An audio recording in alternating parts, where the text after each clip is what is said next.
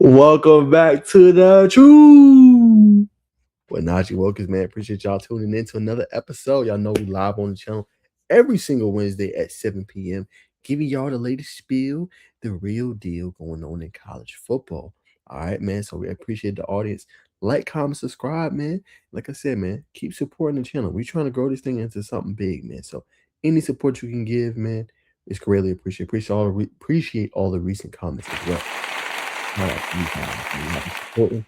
Whatever y'all want to see, content, topics, please let me know below. You know what I'm saying? And like I said, I'm on all platforms. I link that in every video at Najee Wilk, TikTok, YouTube, Instagram, Twitch, wherever you want to find me. Y'all holla at your boy. But we got a lot to talk about today, man. And before we get into some of the stuff, let's go ahead and talk about this QB battle. You know what I'm saying? Going on in Alabama. All right. So we're gonna go ahead and pull up this tweet, man. Talk about this real quick, man. Who's gonna emerge, y'all? Is it gonna be Austin Mack or will it be Keelan Russell? That's the biggest question that we're looking at right now. And to be real with y'all, it's a big moment coming up right now for Alabama and Kalen DeBoer. Now, I don't think necessarily, y'all, that it is a situation where he should be in this, right? He's gotten them to, you know what I'm saying, the college football playoff. He's gotten them to big time spots, right? But it feels like there's a stigma, like if they don't win a natty, like, oh, we need to move on. But again, this ain't Saban, y'all. This is a different head coach. And I think he's doing a pretty decent job. He's recruiting his butt off. He's bringing in top talent. But, you know, Bama's considered one of the blue bloods, so you got to win. And you got to win at a high level, y'all. So, hold on one second.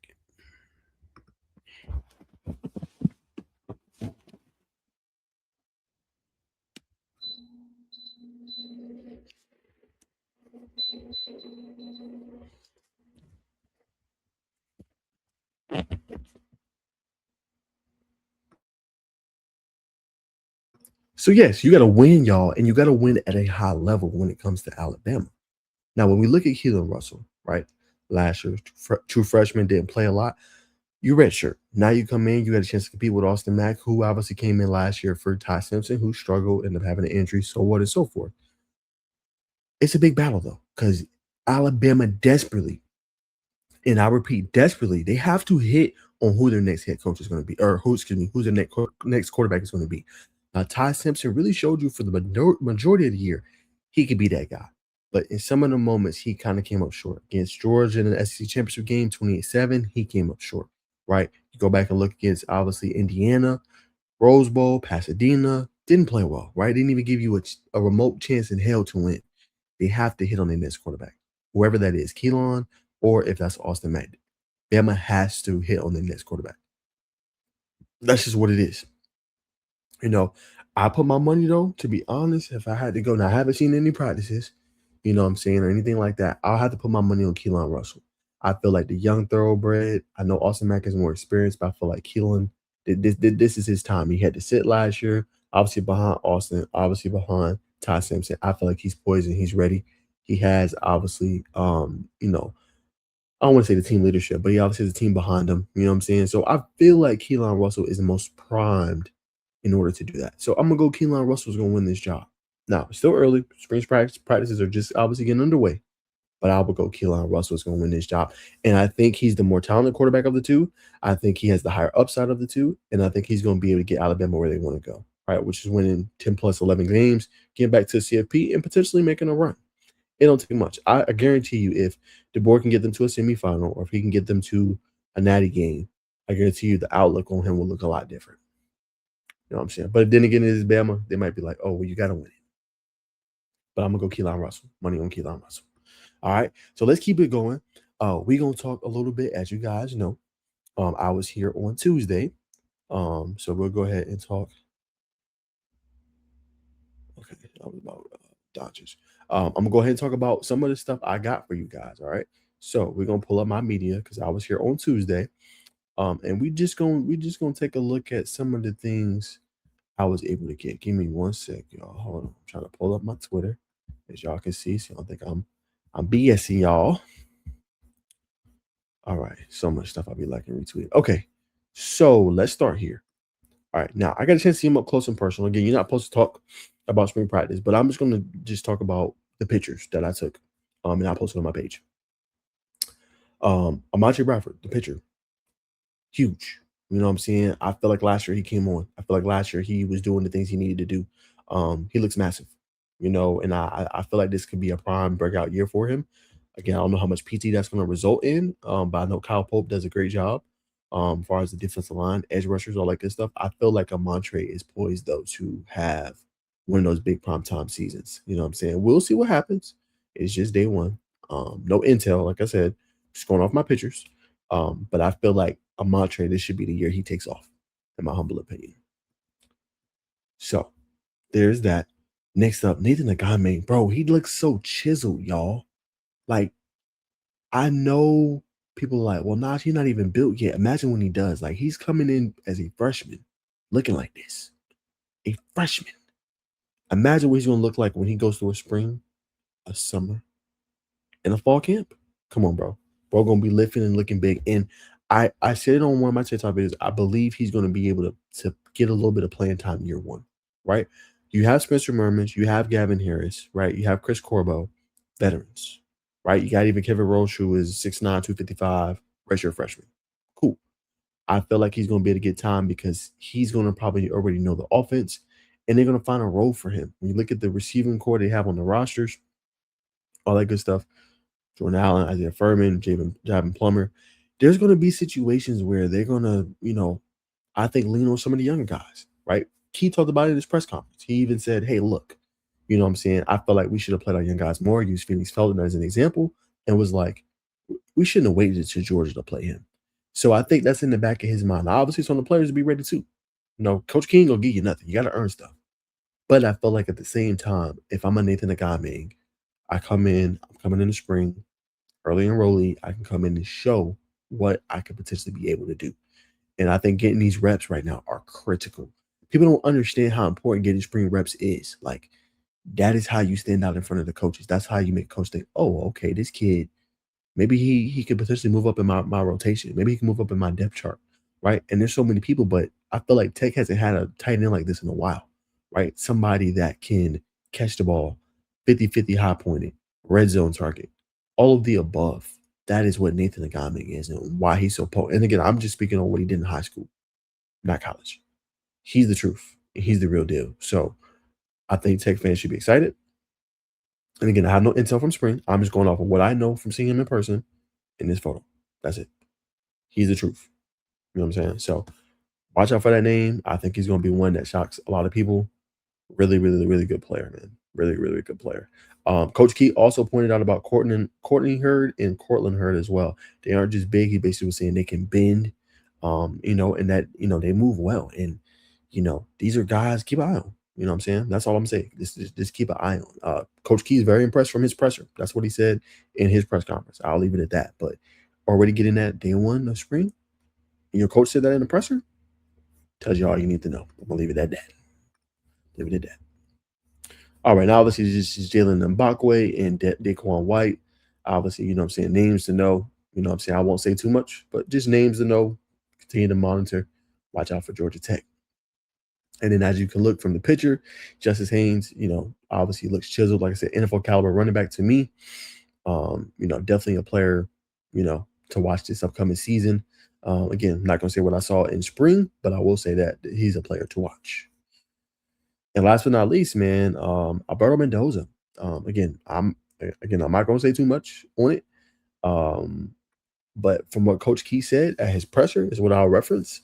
Said a lot of things highly about Alberto, and he talked a little bit about how why he went to pursue him and kind of his trust and what he saw from him, and it's really good. It really is, man. And I'm gonna pull it up so you guys can see because I wrote an article on it on All Yellow Jackets, so I will go ahead and reference that. Okay. I'm gonna go ahead and reference that because I'll try to reference these. You just, you got to be careful what you say. Okay, here we go, y'all. I'm gonna go ahead and show y'all directly what he said about Mendoza.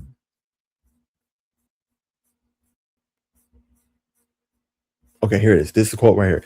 I think if you look at the play, he did have on the field and what he was able to do. it really fits where I want to take the offense, where I want to take the team, the way he throws, what he's good at throwing, ability to evade the rush, make plays with his feet. We're not going to sit here and be a design quarterback run team. Haynes King, like I said, is an alpha dude now. He's different. Midway through the third quarter, he played against Kelsey and walks up, says, "Put the ball in my hand so we can go win the game." Obviously, he's talking about Derek King.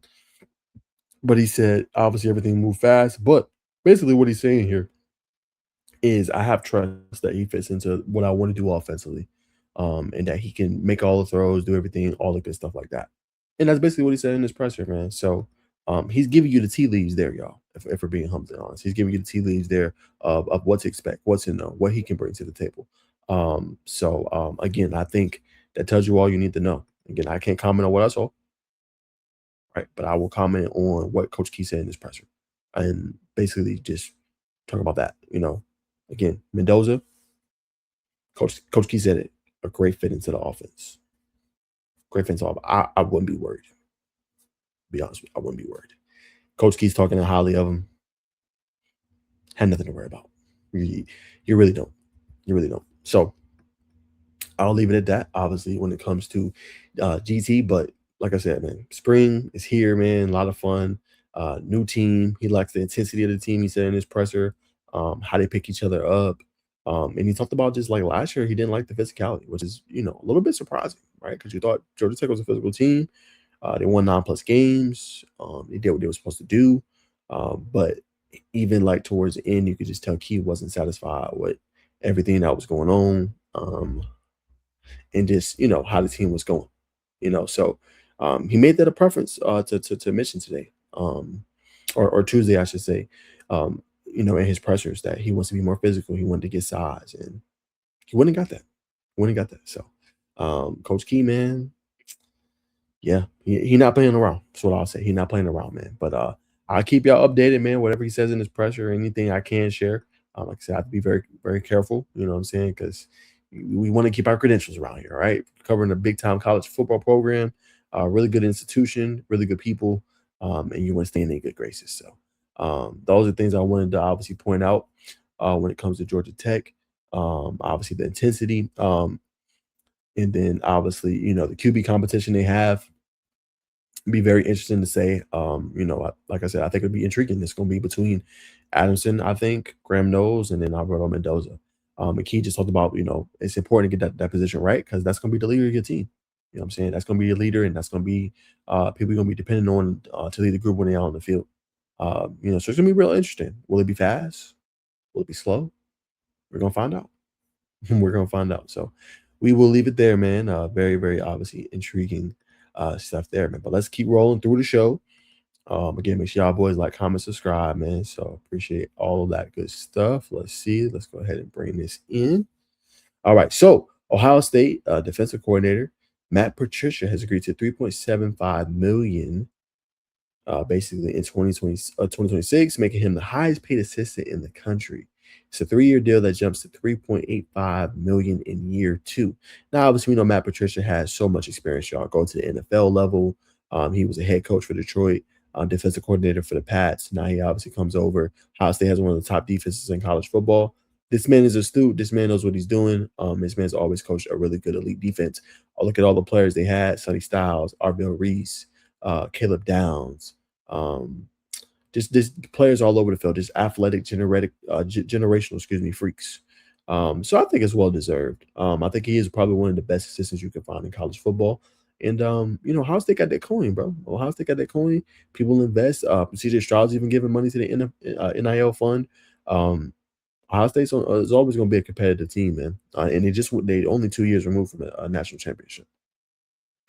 So that's just the reality of the situation, man. So I mean, I think for the most part, it's well deserved. When you look at the defense, their numbers, how fast and athletic they are, the talent he goes and gets in the portal, how they recruit guys, how they develop them.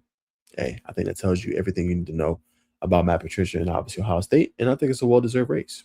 I really do. All right, we'll leave that there. Next topic, let's talk about UCLA. Go out west and talk about their head coach. He says UCLA head coach Bob Chesney tells Pete Nagels the Bruins aren't waiting around. We need to believe really strongly in the power of UCLA. We don't need to play second fiddle to anyone. We don't need to say, hey, maybe in 3 or 4 years from now, I don't want us to do any of that. So what he's basically saying here is that, okay, we need to bring the brand back. All right. We need to be UCLA football, not California football, not USC football, not any of these teams that are playing, you know what I'm saying, in our state or any of these top teams. We need to be us. And we need to be the brand that we know that we can be in college football, right? Because when UCLA is good, college football is good as well. It has been a while. So that's easier said than done for head coach Bob Chesney. But you do got Nico Amaliava. He did get better as the season wore on. You did pretty decent in the portal. So you should have pieces in order to take the next steps forward if you're Bob Chesney, right? So what he's basically saying, there's power in UCLA. Even though support may be on an all-time low or a little bit of a low, we need to believe in what we're building here. We need to believe in our brand, and we need to go ahead and show that. Now, wait 3 or 4 years and all that. We need to show that now, right? And we see it. Like that's the cool thing about the portal. Portal gets a lot of flack, but the cool thing about the portal is you can turn around a team in a year, right? It's like, oh, nah, it's 2 years. Nah, you can really turn around a team in a year. You get the right players. They fit the scheme well. They bought into what you're doing. It don't take long to turn around a team, bro. It really don't. You can even look at Tech. I mean, Tech, it took them a couple of years, right? But 7-6, 7-6, and then 9-4, right? But you look at Texas Tech. Look at the portal. Look what they did in 1 year. They won 12 games. And you can make the argument they upset Oregon if their quarterback doesn't just forget how to throw the football, forget how to play. So to his point, he's right. We don't need 3 or 4 years. We can turn this thing around right now. But it goes into buying into what we're doing, the power of our brand, and putting everything forth out there every single day. And he's right. We're gonna see what that obviously leads to, but he's 1,000% right. That's the mindset you gotta have if you want your team to get back to where it's supposed to be, your program to get back to where it's supposed to be. So great take there, obviously, by Bob Chesney. All right. We got a hot topic, man. We got a hot topic. I can't wait to talk about this, man. And it's been so many comments, and I'm going to post about this one too, man. This is so intriguing. So intriguing, y'all. It don't make no sense how intriguing this is. But SEC Commissioner Greg Sankey acknowledges some members want to break away from the NCAA. I've acknowledged there are those who have said we should go our own way. I don't think that's the right decision. We have relationships, responsibilities within the Division One, and I think we've been seeing some of this, right? The push with the SEC, the push with the Big Ten, and I think a lot of fans have been thinking and have had in the back of their minds like, oh well, potentially this is what it could be. Potentially, these conferences could potentially leave and start their own super league, right? That's been a conversation and have their own playoff, right? That's just the reality of the situation. You know what I'm saying? So it's a situation where I'm not surprised for real. I'm really not because they already think they're bigger than the other conferences. You know, I guess you could say SEC Big Ten is 1-1, but they already think they're bigger than the ACC. They already think they're bigger than the Big 12. So this is not really a surprise.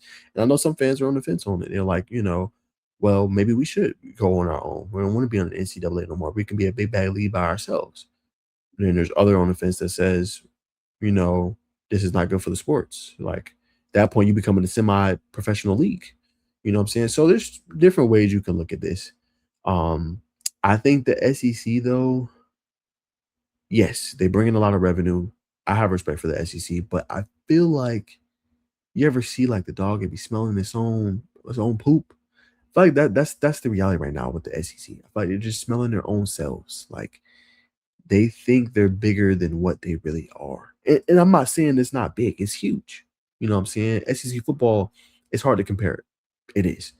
But I feel like in their decision, they've continued to just dismantle like the other conferences. Like they just basically belittle them. Like they're not on our level or our tier.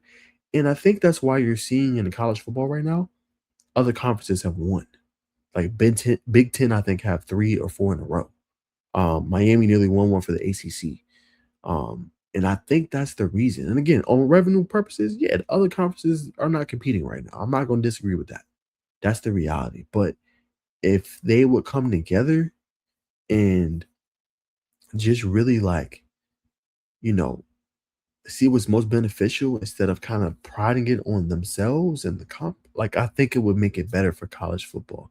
But I think the SEC has an ego problem, if I'm humbly honest. They do. I love covering the teams, but at the height of what they have going, I think they have an ego problem and they feel like they're better than other conferences. And they're to a point now where some of these members think they're better than NCAA. Like they don't have to comply or adhere to any protocol or that's what they think. And I think the last few years with NIL and obviously more recently revenue share, they've been getting a nice reality check of, yeah, SEC, yeah, you can say it's king. It ain't been king the last few years.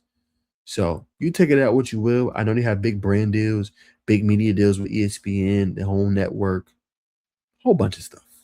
But end of the day, you could think that you are here and then the market and others can tell you that you're here. So I'll leave y'all with that. Very intriguing to say the least. I think Greg Sankey's on it though, in terms of saying no. I don't think we should break away because it's smart. Why would you do that? Because then you can find out real quick. Oh, are we really that big? Oh no, we might need to go back to the NCAA, or we might need to go do this. And I ain't saying the NCAA ain't fault. It is. There's a lot of problems, but when you have good leadership and starts from the SEC commissioner, what I'm saying? It starts from the ACC commissioner, Jim Phillips. It starts from the Big 12 commissioner and obviously the Big 10 commissioner. If you can have everybody on one accord, you can come to a common solution that's beneficial for the game itself. And that is the problem. What is going on in these meeting rooms that you guys are having annually? What's going on in these conversations where it can be more beneficial for the sport? Because it's the golden age of college football. It really is. So when are we going to act like adults in the room and come to more common solutions for not only ourselves and institutions and conferences, but also for the damn kids? I'll leave y'all with that. All right. Let's continue going. All right, man. SEC, or not SEC, excuse me. Freshmen, y'all. Freshmen with the most pressure on them. I thought this was a great list by Sleeper CFB. All right. Several names with a lot of pressure. Getting a lot of money. And if y'all know what Munyon is, follow my show. Munyon is money. A lot of Munyon. All right. Now, excuse me, off number one, I agree.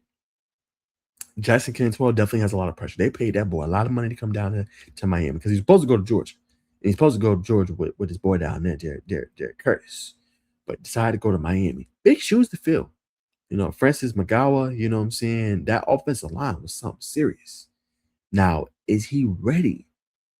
Is he ready year one? I don't know, right? I haven't heard much from spring. I'm going to have to try to follow it a little bit more from Miami. I'm not too sure, to be honest with you, like how that's going, offensive line, what Cristobal has been saying, yada, yada.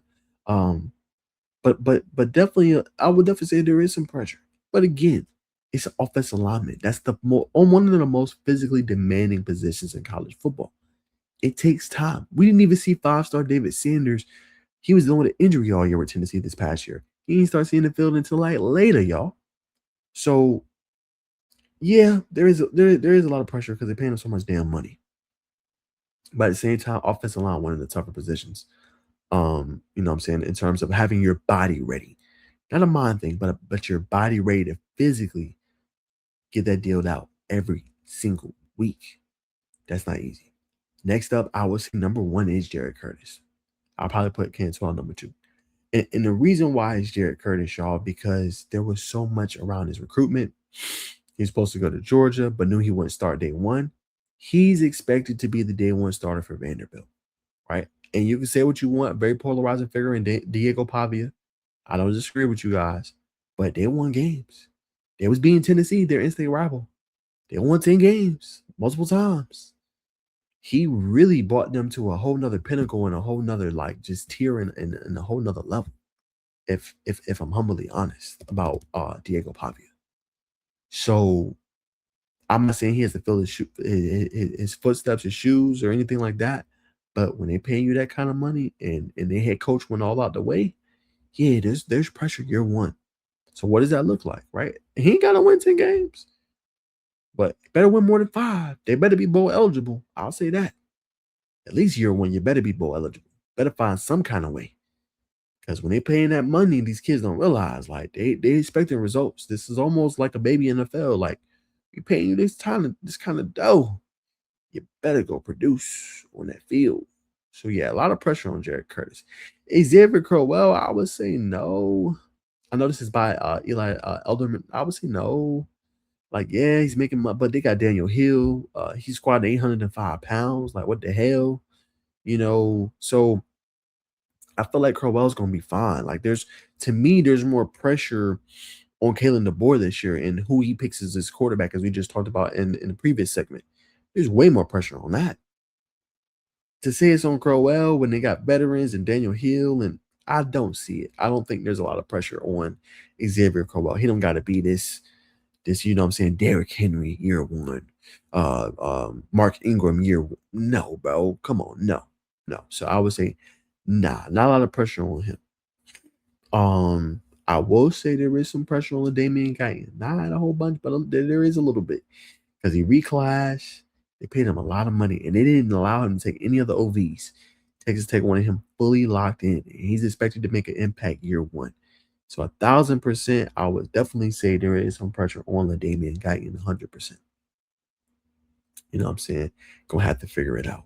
A name that's not on here, and I know they got a good receiving core, Tristan Keys. Got a little bit of pressure on him, right? And it's not like it's the pressure of what Jared Curtis is facing, but right, they paid a pretty penny to get him. You know what I'm saying? They got 3 receivers already, Travis Smith Jr., Mike Matthews, and Braylon Staley. But you can bet your hat they're going to be expecting him to contribute in some kind of way. Getting another 5-star? Yeah, 100%. So I do think there is a little bit of pressure on Tristan Keys. Not saying he got to go crazy, but there is obviously a little bit of that pressure on him coming this year that's not on this list. Mark Bowman, yes, because they're going to need more weapons, right? They got Corey Sims. They got, you know what I'm saying, different guys in there. They're going to need Mark Bowman to kind of emerge as the guy because they lose Jacoby Lane and they lose McCall Lemon. So you need that next guy to come in and step up. So 1,000%, Mark Bowman definitely has some pressure on him. Cody Green, UW, a little bit of pressure, somewhat. You know what I'm saying? Lamar Brown, a little bit of pressure. Not nothing crazy. Jordan Seaton feels like and Sam Leavitt have more pressure on them than that. And definitely Lane Kiffin. You know what I'm saying? So for sure. And then I agree. I think Calvin Russell, because how will that offense look? Steve Jelly is supposed to come back for another year. Can he be that dynamic playmaker? They just lost some of their playmakers from last year that did a pretty good job. You know what I'm saying? Can Calvin Russell emerge year one as the guy? But the one with the most pressure, one undoubtedly, is Jared Curtis. And then I would definitely probably go Jackson Cantwell. 1 and 2 for those. 1,000%. All right, y'all. So let's keep going, man, before we wrap up the show for today. A couple more we want to get into, man. Another interesting topic for Sleeper is CFB. Early look at potential running backs in the 2027 class. And I'm not going to lie to y'all, it's pretty loaded.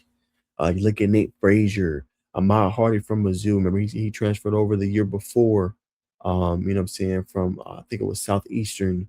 Can't think off the top of my head, y'all, but he transferred over last year. Mark Fletcher, really good player, decided to come back. Could have came in the draft this year. Went to running back from Miami. You know what I'm saying? He'll definitely be in the draft next year. Keywan Lacey ran it back. I think one of the top backs, definitely you think of next year in college football. Dude's a stud. You know what I'm saying? On one leg, I think he had or a bad hamstring against Miami, was still running. You know what I'm saying? And doing what he did. Isaac Brown from Louisville could have easily left in the portal. Decided to come back. One of the top backs. You know what I'm saying? In the ACC. Jaden Ball, right? There's conversation that he could potentially leave, and go other places, but decided to come back another year.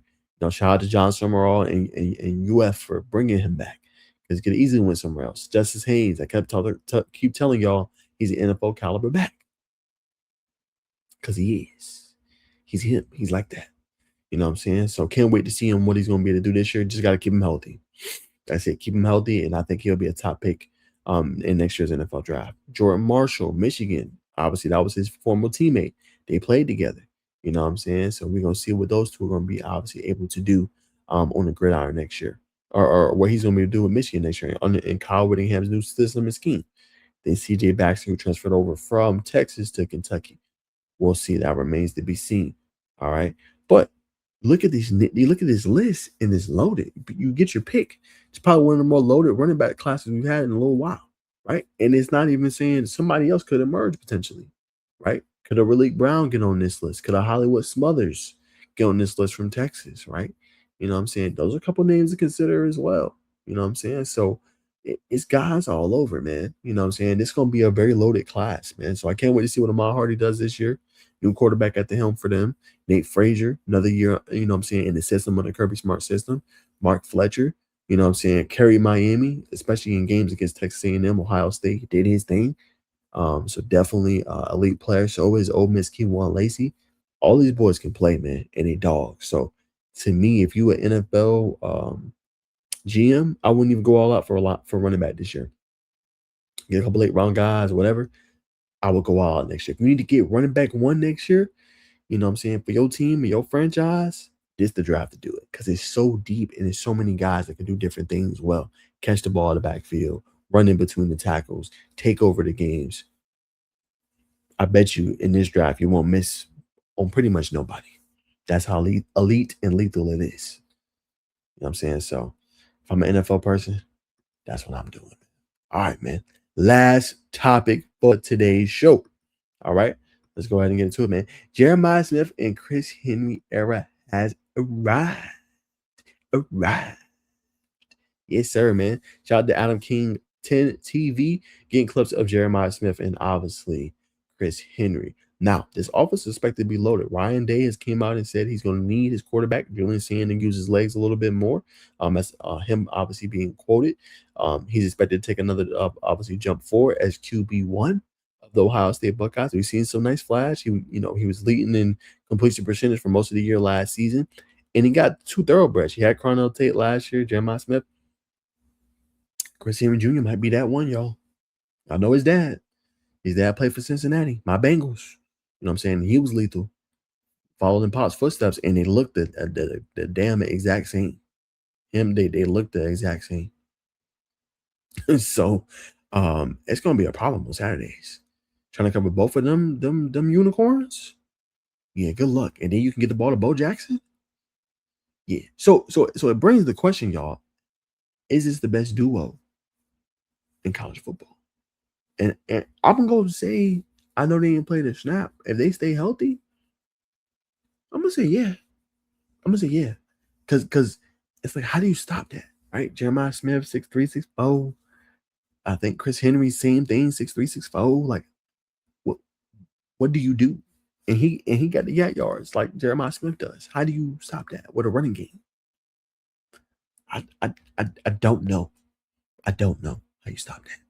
So I do think this is probably the best duo, best wide receiver duo, probably in the country. You know what I'm saying? And I know Chris Henry Jr. ain't played no snap, but name me two better receivers in college football that play on the same team. Last year, you could say Mekhi Lemon, Jacoby Lane, sure.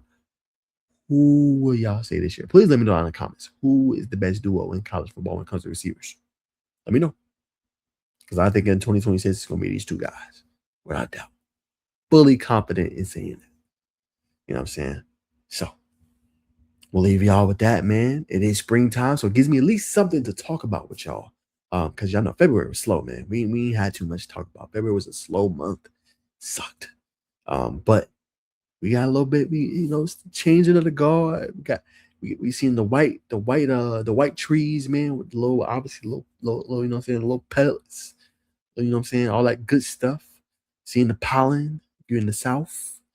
You know what I'm saying? The weather. It's more sunny. You know what I'm saying? It's spring. You know what I'm saying? The clocks got switched forward an hour.